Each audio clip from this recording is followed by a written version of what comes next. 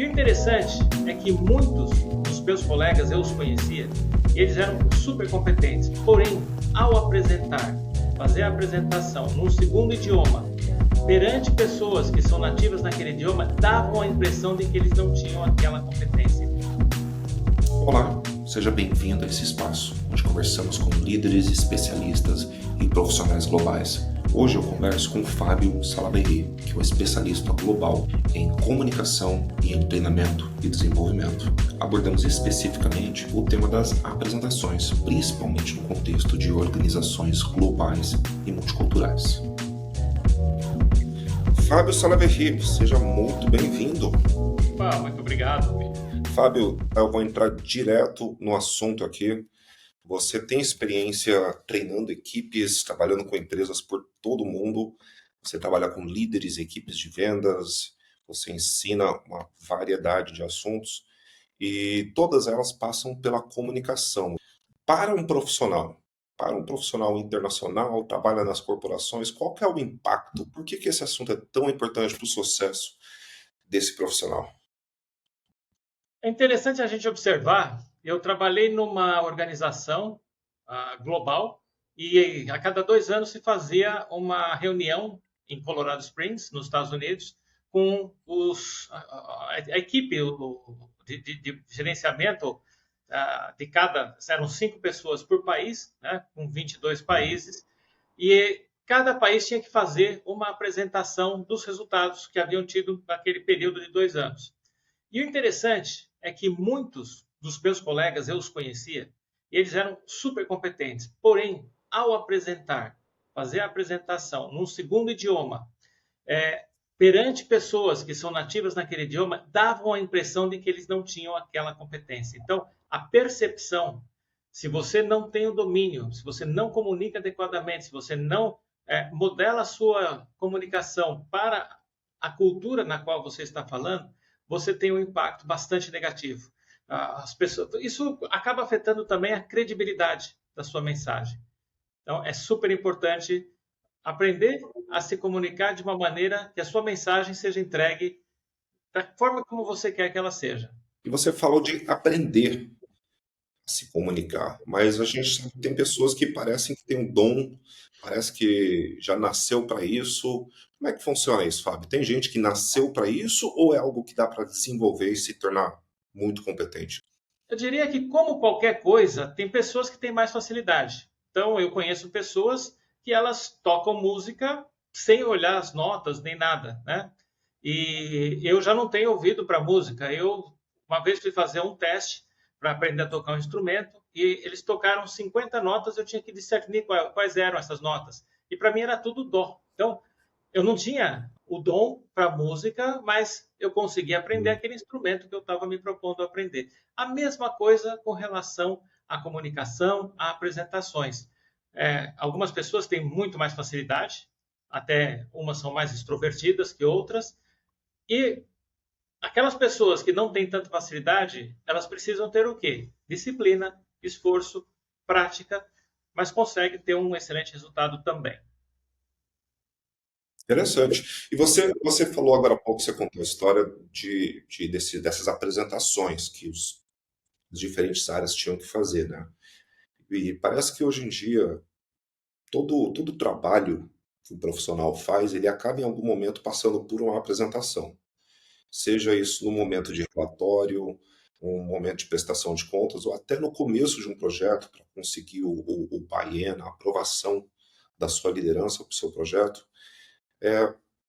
Qual que é a importância da apresentação especificamente?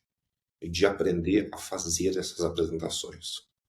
No mundo corporativo, as apresentações representam, se a gente for dividir entre reuniões, né, e apresentações, e muitas reuniões são feitas com apresentações, eu diria que 70% a 80% do trabalho do executivo envolve apresentações. As apresentações, elas têm alguns objetivos. Então, você pode ter esse objetivo que você falou de persuadir, de convencer, você pode ter o objetivo de informar, né? Ou você pode ter o objetivo simplesmente de entreter, de fazer alguma coisa para motivar as pessoas, para engajar as pessoas. Então, você tem esses principais objetivos. E cada objetivo ele tem um tipo específico de apresentação. Então, quando a gente quer vender uma ideia, um projeto, quando a gente quer fazer com que as pessoas tenham esse buy-in, que comprem a ideia de fato, a gente tem uma estrutura. Agora, eu vou apresentar um resultado. Eu tenho que pensar, esse resultado é positivo ou é negativo? Se for positivo, eu tenho uma forma de apresentar. Se for negativo, eu tenho outra. Porque aí eu tenho que minimizar aquele efeito negativo e reforçar o que vai ser feito para corrigir aquilo. Então, existe uma estratégia diferente para cada tipo de apresentação, para cada objetivo diferente da apresentação. Uhum. E dentro dessas estruturas, né, na sua experiência, o que você tem visto ser os maiores erros que as pessoas cometem ou que atrapalham essa apresentação, essa mensagem? Muitas pessoas talvez não tenham a compreensão do poder de uma apresentação. Então, a maior parte dos erros que eu vejo é a pessoa não se preparar. Sempre há alguma coisa em jogo em uma apresentação. Nós temos que pensar, tá, o que está em jogo aqui? E qual é a importância disso? E aí é que eu vou me dedicar para poder me preparar. Então, falta de preparação gera uma falta de ideias articuladas. A pessoa começa a falar alguma coisa, às vezes ela é interrompida ou fazem alguma pergunta e mudam, e aí acaba se perdendo. Então, um erro muito comum é você não ter uma abertura de impacto, que você vai conquistar a atenção das pessoas.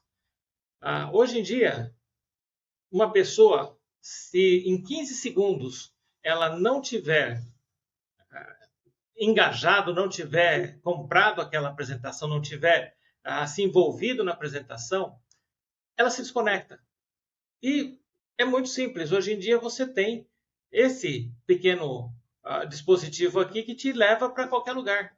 Então a pessoa está fazendo a apresentação e você está ali olhando as suas redes sociais, o que quer que seja. Então, primeiro ponto, primeiro erro que eu vejo é a falta de um gancho, alguma coisa que realmente prenda a atenção.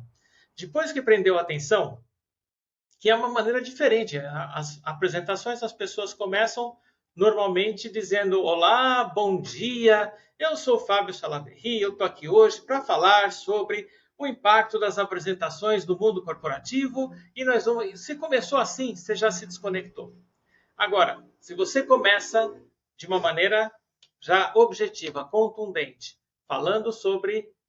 despertando interesse sobre aquele tema, dizendo assim, você já percebeu que muitas pessoas são muito competentes, porém acabam não tendo as mesmas oportunidades que outras no seu ambiente de trabalho, porque não sabem se comunicar de uma forma eficaz? Quando vão fazer apresentações, suas apresentações acabam sendo medianas, ou às vezes até medíocres. Então, o que nós vamos fazer? Nós vamos aqui ver como que a gente muda esse cenário. Eu sou Fábio Salaverry e o que eu faço é ajudar pessoas como você a terem melhores resultados na sua comunicação. Percebe como a abertura ela tem esse impacto de fazer a pessoa já se interessar? Falando de erros, muitas vezes as pessoas fazem apresentações com muitos pontos. Porém, a biologia humana, a gente vai lembrar de apenas 3 tópicos. Então, por que eu vou colocar 4, 5, 6, 7 e correr o risco de que a pessoa não lembre aquilo que eu gostaria que ela lembrasse? Então, eu tenho que saber o que eu quero que a pessoa se lembre e modular esses 3 pontos. Né? Fazer a minha apresentação baseada nesses 3 pontos. Uhum. Mais um erro é a forma como a pessoa termina. Não sei se... não é do tempo de muita gente, mas existia um desenho do Pernalonga que terminava e falava "That's all, folks", né? É isso aí, acabou. E muita gente, nas suas apresentações, termina dessa forma seca. Chega, fala, oh, é isso aqui, obrigado, né? E aí vem um slide lá de obrigado e a pessoa, ela perde uma oportunidade de fixar a mensagem dela. Porque falando de biologia novamente, o cérebro ele tem uma propriedade interessante que é da primazia e recência. Ou seja, a gente vai lembrar das primeiras e das últimas coisas que foram vistas. Então, quando eu termino uma apresentação dessa forma seca, sem utilizar esse tempo para reforçar a mensagem, eu estou deixando de utilizar esse princípio. Então, como que a gente deve terminar uma apresentação? Fazendo uma conexão com aquela abertura de impacto e reforçando o que eu quero que o meu público faça. Fábio, agora há pouco você falou que a gente consegue lembrar de mais ou menos 3 pontos. Então é interessante a gente compartilhar 3 pontos dentro da nossa apresentação. Mas muitas vezes, né, como você falou, numa apresentação que é informativa, por exemplo, estou dando um update de um projeto, eu posso ter 15 pontos para apresentar e não 3. Né? Como é que a gente lida com isso? Ou até mesmo quando a gente está apresentando e sofre interrupções, o meu chefe não tem paciência de ouvir toda a explicação. Como lidar com essa questão de ter muita coisa para compartilhar e às vezes pouco tempo ou pouco foco e atenção do nosso público? Vamos por partes aí. Vamos começar primeiro quando você tem mais pontos para compartilhar do que 3. A ideia é poder agrupar esses pontos em subpontos que no final a gente tenha 3 grandes grupos. E aí a gente trabalha. E se dentro desses 3 grupos eu puder ter 3 pontos cada um, ótimo, porque aí você entra na regra dos 3. Né? E às vezes eu abro um subgrupo do subgrupo para poder manter essa estrutura de 3. E quem falou isso, na realidade, não fui eu, foi Aristóteles, já há muitos anos antes de Cristo. Então, acredito que funcione. A questão agora da falta de atenção. Às vezes, nós não adaptamos a nossa comunicação ao estilo de comunicação da pessoa para a qual nós estamos apresentando. Então, se o meu gerente, por exemplo, e isso a gente pode conversar em outra ocasião, que são os estilos de comportamento observável, né? Se o meu chefe, o meu gerente, ele é de um estilo dominante, no diz que é o vermelho, a cor vermelha, ele é uma pessoa objetiva, ele é uma pessoa que tem baixa tolerância, ele quer as coisas rápidas, ele precisa fazer. Então, eu preciso fazer com que a minha informação seja objetiva, direta ao ponto. Normalmente, quando eu tenho que fazer uma apresentação para uma pessoa desse estilo, eu começo pelo fim. Eu falo qual é o resultado, aí eu falo como que eu vou alcançar esse resultado, eu falo que recursos que eu preciso para alcançar esse resultado. Ponto. E aí a pessoa ela vai fazer perguntas naquilo que ela quiser saber mais informações. Agora, se uma pessoa for de um estilo que não diz que é o C, que é a pessoa analítica, a pessoa que precisa de detalhes, de informação, e eu fizer uma apresentação tão objetiva como a outra, não vai ter sucesso também, porque ele vai querer mais informações, ele vai querer detalhes, vai ficar uma série de buracos. Então, para esse caso, eu tenho que começar por partes e ir explicando os detalhes, trazendo as fontes, trazendo os dados o mais explicado possível. Então, muita gente erra também ao não fazer essa adaptação ao estilo de comunicação do seu público. E se você tem um público muito grande, né, você tem que pensar daquele público, qual que é o seu interesse, que saia de lá e tome uma ação. Né, e fazer adaptado para aquele estilo, ou então você fazer uma mescla para poder alcançar todos. Mas aí já é um pouquinho mais complicado, exige um pouco mais de estratégia. Mas quando você tem uma apresentação para uma pessoa, é identificar o estilo de comportamento dela e adaptar. Normalmente você vai fazer esse tipo de adaptação, ou é mais direta e objetiva, ou é mais detalhada e mais completa. Então, agrupar os tópicos, quando são muitos tópicos, para tentar ter 3 caixinhas, vamos dizer. Exatamente. Você tem 3 Certo. caixas principais e dentro dessas caixas você vai ter os outros tópicos lá dentro. E aí, em relação à mensagem em si, adaptar conforme a personalidade. E você falou do DISC. A gente sabe que tem várias diferentes formas de analisar o comportamento, personalidade. O DISC é um que é funcional na sua experiência trabalhando com essas empresas. É um que você recomenda as pessoas usarem? Olha, todos esses estilos, a maneira de você medir, né, os testes psicométricos que tem, as metodologias, o DISC é uma das metodologias, é muito consagrada, ela foi desenvolvida desde 1920 e pouco, ou seja, ela tem bastante uso. Mas você tem também o MBTI, que igualmente é bastante efetivo, mas é um pouco mais complexo. Para você identificar pelo MBTI não é algo tão simples como você consegue pelo DISC. Aí você tem o esquema das cores do Insights Discovery. Muito bom também, também é fácil de identificar. Mas no Brasil não é tão difundido. Você tem outras metodologias e todas elas se baseiam no trabalho de Carl Jung, que foi feito justamente para entender por que as pessoas se comportam da maneira como elas se comportam. Legal. Você trabalha dentro do seu trabalho, você trabalha com equipes, mas você também faz coachings individuais, treinando executivos e líderes para melhorar a comunicação pessoal deles, certo? Que você, né, se você estivesse trabalhando com alguém, ela vai subir no palco daqui a 15 minutos para fazer a sua apresentação, né? Quais seriam os pontos que você conseguiria trabalhar de maneira muito rápida que fariam toda a diferença na apresentação dessa pessoa? Em 15 minutos, eu teria que trabalhar aquela parte inicial, quando a pessoa apresenta aquele nervosismo que é totalmente normal. Você estar diante de um público que muitas vezes, se você não conhece, essa sensação é ainda pior, você acaba sentindo aquelas borboletas no estômago, você acaba sentindo a sua mão suada e você percebe que esqueceu o que você iria falar.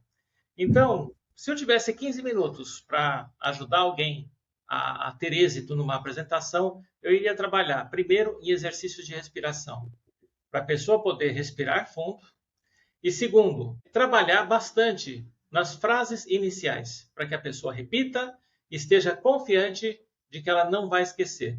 Se ela estiver preparada, se ela tiver praticado, tiver memorizado essas frases iniciais, aqueles primeiros 3 minutos, onde a sensação daquele nervosismo, daquela coisa, aquele medo de ser rejeitado que aparece, depois de 3 minutos já amenizou, os batimentos cardíacos já estão voltando ao normal, né? Já parou as mãos já pararam de suar, e aí a pessoa retoma com a continuidade da sua apresentação. Então, se eu tivesse apenas 15 minutos, eu iria trabalhar muito focado nessa parte de respiração e de primeiras frases já estarem memorizadas. Agora, Fábio, deixa eu te perguntar sobre um cenário que é relativamente recente na nossa história, né? Pós-Covid, pós-pandemia, muito dos trabalhos e das reuniões que a gente faz passam a ser virtuais, até como essa que a gente está fazendo agora, né? O que você citaria como as principais diferenças para quem vai fazer uma apresentação? Pessoalmente, você está lá em pessoa apresentando para um público, para uma equipe, versus virtualmente, usando o Teams ou o Zoom, alguma ferramenta assim. Quais são as principais considerações que a pessoa deve ter quando passa para a apresentação virtual?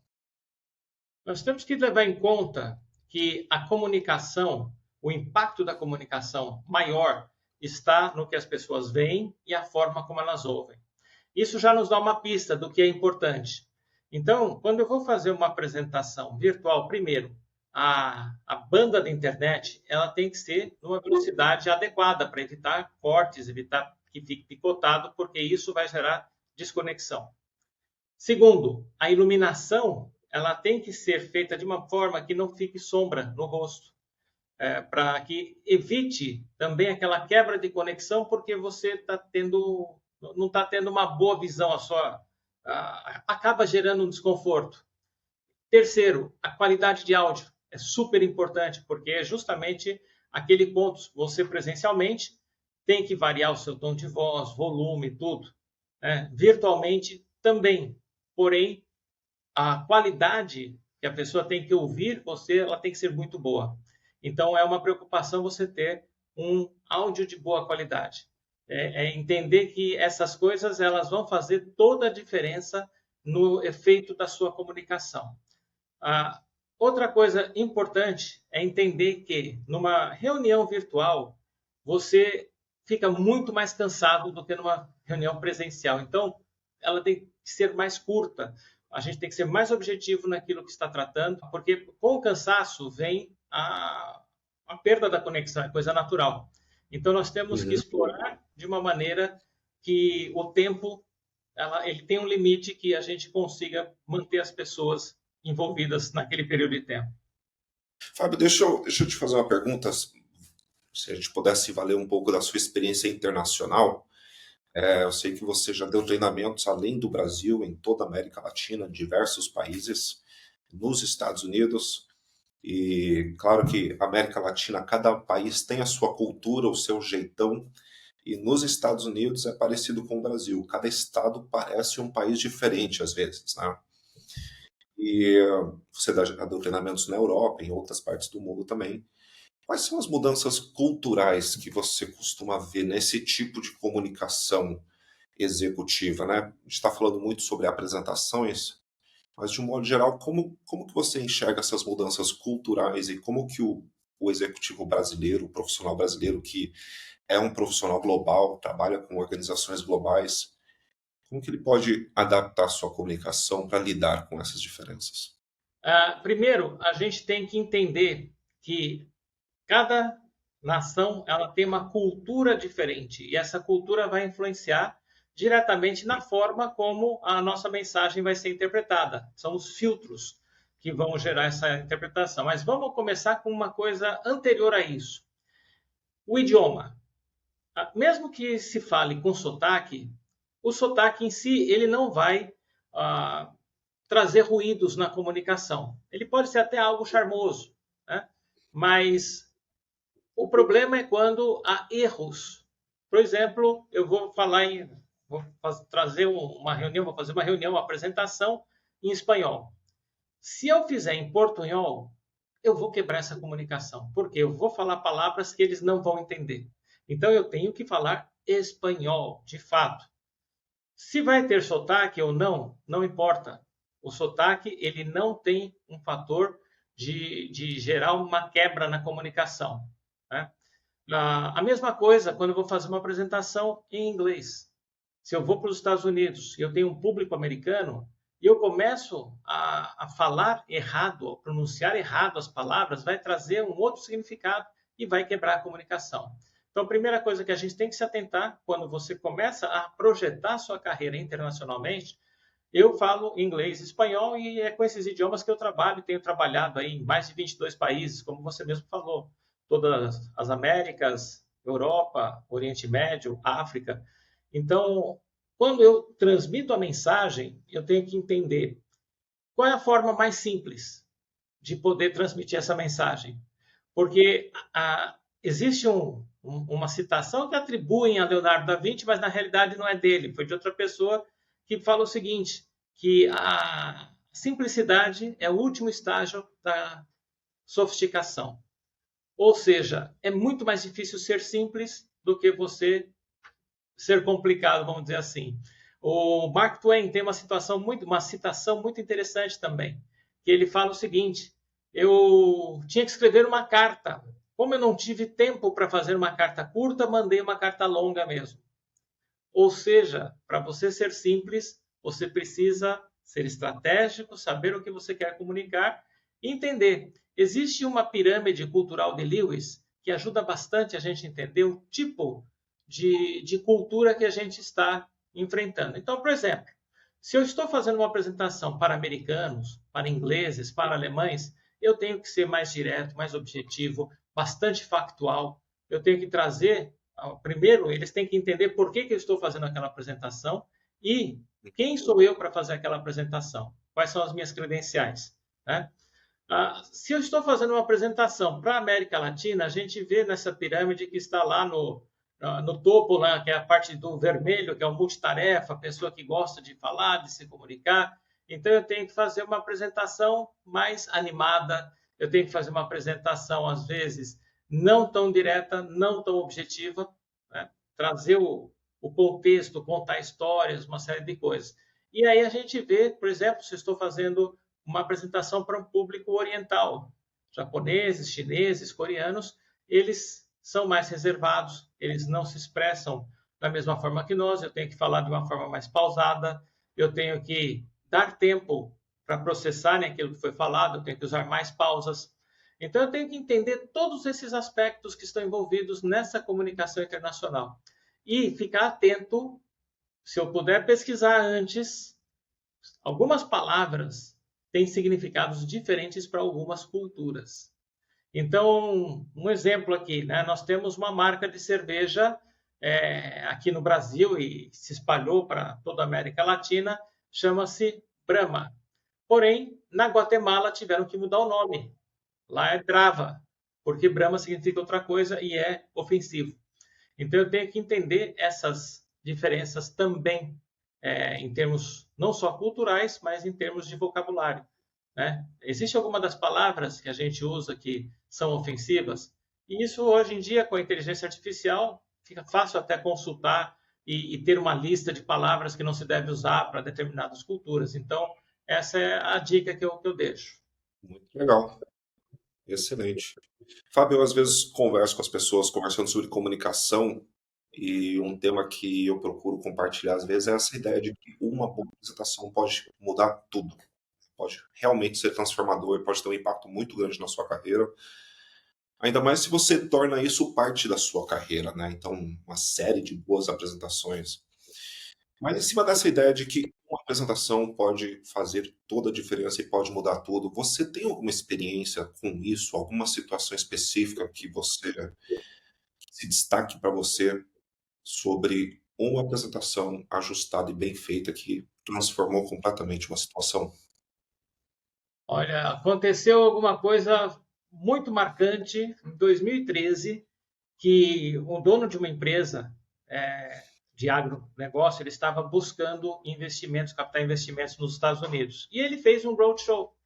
Então, ele foi para alguns estados, ele foi para a Flórida, foi para o Texas, acabou indo para Nova York, para fazer apresentações buscando investidores. E ele voltou dessa viagem sem nada de investimento. E aí, então, ele me contratou para fazer um coaching, porque ele ia ter uma nova chance de fazer um novo roadshow dali a alguns meses. E aí trabalhamos estrategicamente na mensagem que ele ia passar. Então, a primeira pergunta, o que é importante para o investidor? O que o investidor precisa ter? Né?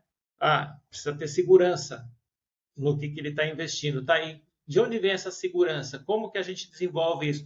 E fazendo essas perguntas e desenvolvendo o conteúdo, então ele abriu já a apresentação dele dizendo o seguinte: nossa empresa atua no Brasil há mais de 20 anos. Já passamos por situações onde a inflação ultrapassou os 1000% ao ano. Sobrevivemos. Já passamos por situações com mudanças disso, regulação tal. Sobrevivemos e crescemos. E agora estamos numa fase de crescimento sem ter todos esses percalços, com uma inflação mais baixa, né, sem as interferências de regulamentação, e por isso precisamos de ter, né, um investimento e oferecemos essa oportunidade para você.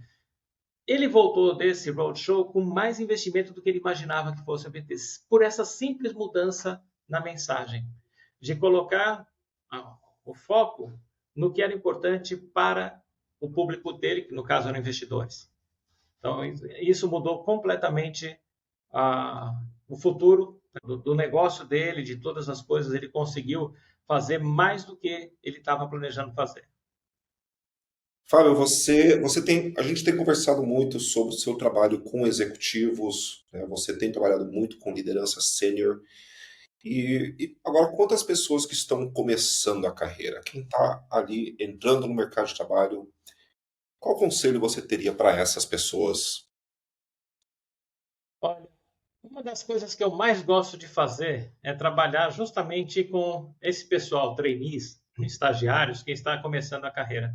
Eles são como esponjas e eles estão ali ansiosos para poder absorver coisas que vão ajudá-los a crescer na carreira. Então, nós temos que oferecer condições e conhecimento, porque muita gente reclama, a nova geração é não sei o quê, não sei o quê, não querem saber disso. Não, na verdade, são fantásticos. Eles têm a tecnologia, o domínio da tecnologia nas mãos, já nascem sabendo aquilo, né? Nós somos imigrantes no mundo digital, eles já são nativos, e o que precisam é justamente ter alguém que mostre a direção, mostre o caminho, principalmente no que se trata de relações com pessoas. Então, toda vez que eu tenho oportunidade de estar com jovens, e é trazer para eles a realidade da vida e trazer para eles que eles podem economizar muito tempo, um tempo, por exemplo, que eu demorei para aprender por minha conta algumas coisas que acontecem no mundo corporativo, eles podem extrair de mim isso daí. Né? Eles não precisam passar por isso daí, eles não precisam gastar esse tempo, eles podem queimar etapas. Então, o que eu dou de conselho para o jovem é, primeiro, seja curioso, né? Esteja aberto ao aprendizado e pense numa palavra que é o lifelong learning, é o aprendizado pela vida toda. A gente vai aprender, nós aprendemos a cada dia. Eu aprendo com cada grupo que eu estou, eu aprendo com as pessoas com as quais eu interajo diariamente, então esteja aberto para isso. E, principalmente, que você possa buscar insights que podem te ajudar em algumas coisas aí que você possa economizar tempo no desenvolvimento da sua carreira. Legal. Fábio, você tem tido uma carreira de muito sucesso, treinando essas grandes empresas, né, sendo um verdadeiro advisor para eles. E queria te perguntar sobre a sua filosofia de comunicação ou de eficiência no trabalho profissional. O que você considera ser as principais chaves para uma boa comunicação e que sustentam a sua metodologia, de um modo geral, quando você está treinando e desenvolvendo as pessoas a serem mais eficientes? Primeiro, a comunicação não é sobre a minha pessoa, não é sobre mim, é sobre o outro. Eu sempre tenho que pensar no que é importante para outra pessoa, quais são os desafios que ela tem e como que eu posso fazer com que a mensagem chegue a ela de uma forma íntegra, de uma forma que ela possa entender a mensagem da mesma forma como eu estou emitindo. Mas sempre pensando que não é sobre mim. Eu sou a pessoa menos importante na sala. São sempre os participantes que eu estou focado para que eles possam se desenvolver. Eu tenho que trazer a mensagem de uma maneira tão simples que fique fácil de eles quererem incorporar aquilo, porque a gente não tem a capacidade de ensinar ninguém. As pessoas têm a capacidade de aprender. A minha função é estimular as pessoas a quererem aprender. Então, é isso que eu tenho que fazer quando eu estou dando um treinamento. Por exemplo, quando eu estou fazendo uma apresentação, eu sou somente o porta-voz da mensagem. Eu não sou a pessoa mais importante da sala. O mais importante é a mensagem, é como que aquela mensagem vai ser recebida e o que ela vai, quais são as ações que elas vão disparar ali no meu público, né? O que eles vão fazer de diferente. E pensar o seguinte, nós somos agentes de transformação.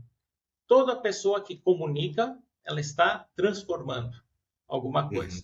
Então, a gente tem que ser intencional naquilo que está comunicando. Pensar de uma forma estratégica mesmo. Qual é a melhor maneira dessa mensagem poder trazer as ações que a gente gostaria que fossem tomadas? Muito legal. Fábio, eu queria te perguntar um pouco mais sobre o seu trabalho, para quem quiser conhecer um pouco mais.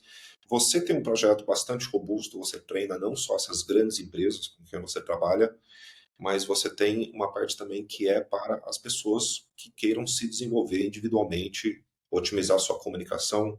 Você pode me falar um pouco sobre isso? Claro.